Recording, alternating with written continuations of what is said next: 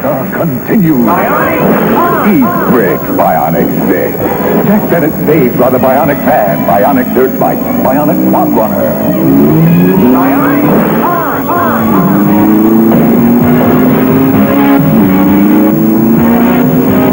Oh no! Evil Scarab escaped this time from the Bionic Six. The Bionic Six from LJN. Okay, hey guys, and welcome back. This week I'm going to be taking a look at the Bionic Six line. The Bionic Six series was an animated TV show that aired from 1987 to 1989 and ran for 2 seasons. The show is about the Bennett family, a group of 6 family members who, while caught in a skiing accident in the Himalayas, were trapped in an avalanche and made sick because of an unknown radioactive alien device in the area. Jack Bennett, the father, had luckily been implanted with bionics years earlier by Dr. Amadeus Sharp, the head of the SPL, or Special Project Labs, who believes that bionics are the future of the human race and thinks that's the reason why Jack was unaffected by the radiation. He goes on to implant bionics in the rest of the Bennett family, bringing them out of their comatose states and giving them amazing new powers, activated by saying "Bionics on," and they form the Bionic Six. With their father, Jack Bennett, also known as Bionic 1, he has powers like bionic eyes, X-ray vision, and energy blasts. Helen Bennett, the mother, or Mother 1, is Jack's wife, and she has psychic powers that can allow her to see into the future and even project hologram illusions. Eric Bennett, or Sport 1, is the family's athletic son, and he has electromagnetic powers that he can use to attract or repel metal objects or even tear them apart. Meg Bennett, or Rock 1, is Eric's sister, and she can emit sonic beams from her shoulder-mounted blaster units and run super fast. James Dwight Corey, or JD, or otherwise known as IQ in his bionic form, is the Bennett's adopted African-American son. He has super intelligence and is the strongest member of the team with his super strength. Bunjuro Bunji Tushihara, or Karate 1, is the Bennett's Japanese foster son. His bionics gives his already super enhanced agility, making his skilled martial arts even more formidable in combat.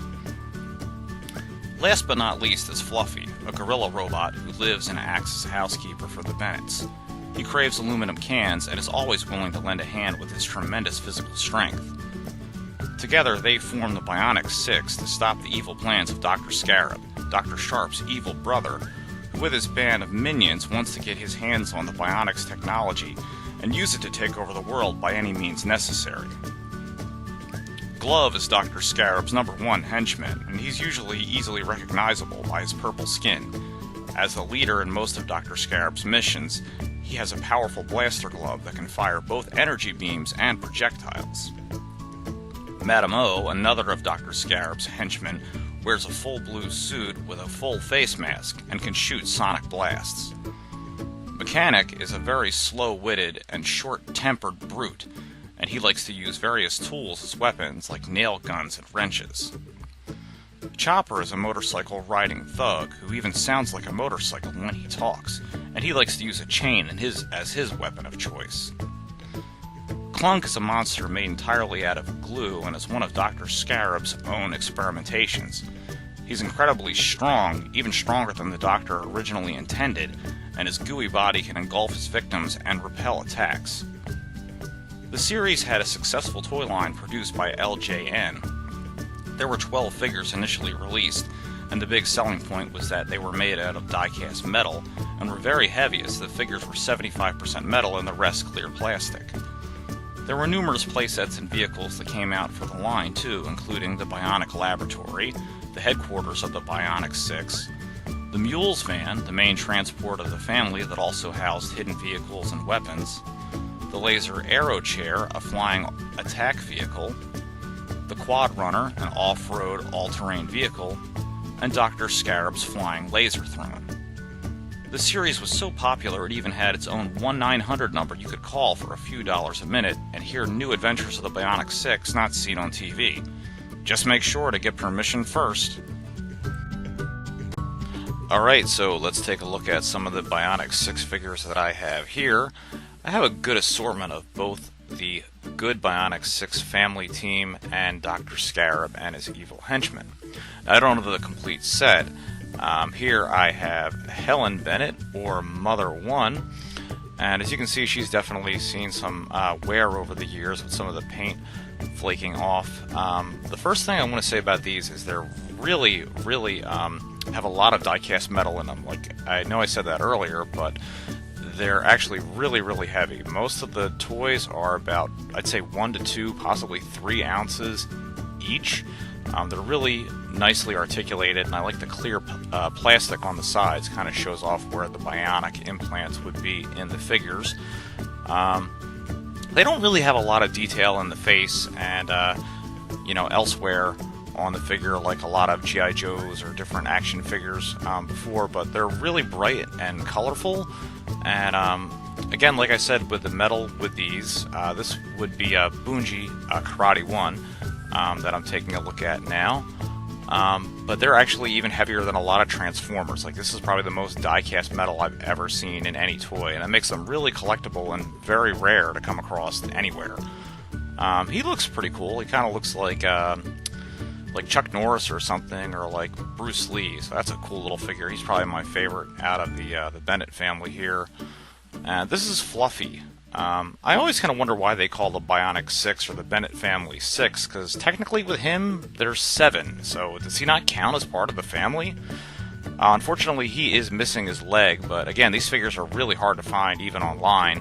And I got them through a good friend of mine, and I think he's a really cool-looking, goofy, character. You always have to have the comic relief character in any series.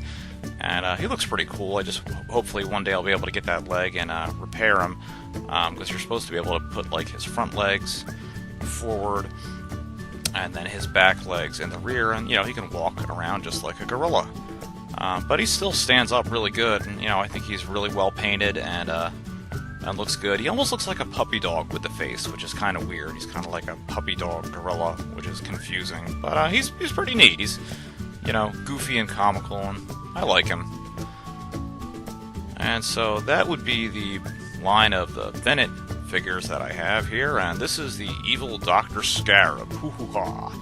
Or I should call him like Dr. Cholesterol or something, because he is just like a behemoth. He needs to go on a diet. He's missing his little Scarab bionic implant, which is the thing with Dr. Scarab, as he's a scientist, and I was always frustrated that he can never get his bionic implants to be as good as the ones that his brother makes.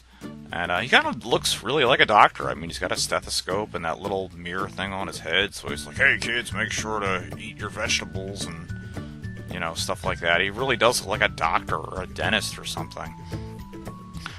This is probably my favorite figure out of the whole series. This is Glove, which is such a weird name.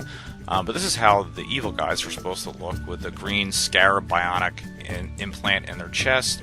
And he's got the cool purple color, he's got the grenades, he's got the bandoliers. And this guy is really well detailed. He's, without a doubt, my favorite out of the whole series, just because of the purple color and, the great detailing on the face and the army helmet. Unfortunately, he doesn't have his glove firing accessory or anything like that. Most of these are missing the accessories. They're really hard to find, but still looks pretty cool.